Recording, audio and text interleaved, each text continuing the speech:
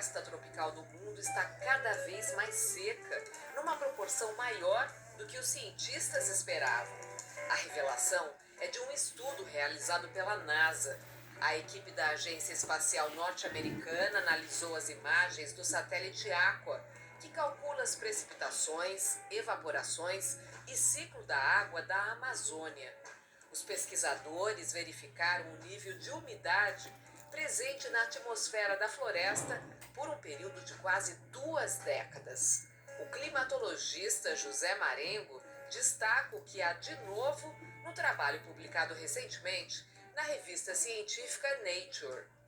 O que vem de novo é que comprova um pouco aquilo que já estava sendo observado, não? Ou seja, desde os anos 70 tem tido uma redução da precipitação.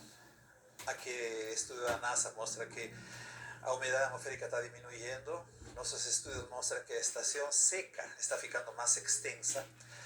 E tudo isso, o contexto que eles colocam que a variabilidade natural do clima não é suficiente para explicar essas variações. Então, se não é natural, vem na parte antrópica. É aí que vem a inclusão de influência das queimadas, dos aerossóis, que realmente já estão afetando o clima, na mudança de uso do solo, o desmatamento, as queimadas. Ou seja, essas ações antrópicas, junto com a variabilidade natural do clima, explicam bem essa tendência que tem se observado desde os anos 70.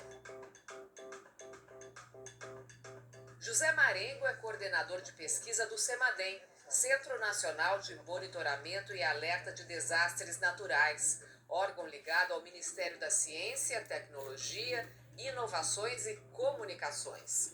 O pesquisador também liderou um trabalho científico para analisar o clima da Amazônia e os possíveis efeitos do desmatamento, com resultados que vão na mesma direção do estudo da NASA.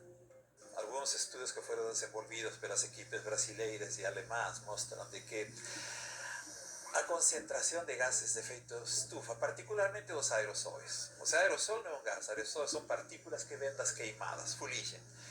Isso tende a reagir com as nuvens, e isso, em certa forma, se mostrou que atrasa o início da estação chuvosa, ou seja, a estação seca está aumentando, que isso é o que nossos estudos têm mostrado. Ou seja, este paper são as peças de um quebra-cabeça que uno começa a juntar e ainda faltando peças, dá para ver que estamos indo para aquele caminho, não? Em certa forma não é tanto a velocidade, em certa forma é o fato de que nos últimos 30 anos nós temos tido a seca de 2005, a seca de 2010, a seca de 2016, que naqueles anos foram considerados as secas do século, não?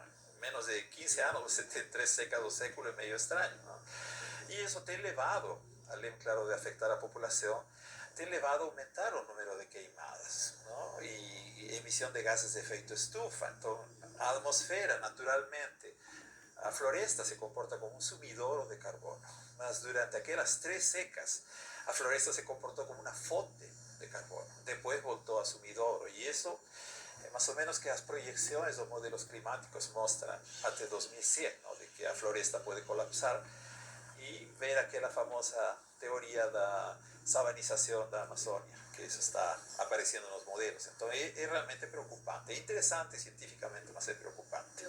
Tem vários estudos desenvolvidos aqui no Brasil e no exterior que mostram que o que acontece na Amazônia pode ter impactos em várias regiões do mundo. Pode afetar, por exemplo, a frequência de furacões na América Central, pode afetar como consequência também a chuva e a produção agrícola nos Estados Unidos. Ou seja, são o que nós chamamos teleconexões. Ou seja, tele, porque é distante, e conexão, porque o que acontece na Amazônia pode ter impacto nos outros hemisférios, não? E tudo isso, de certa forma, é gerado pelos cenários produzidos pelos modelos. Tem algum grau de incerteza, mas não dizemos que isso é o que vai acontecer. Isso é o que pode acontecer se nada é feito.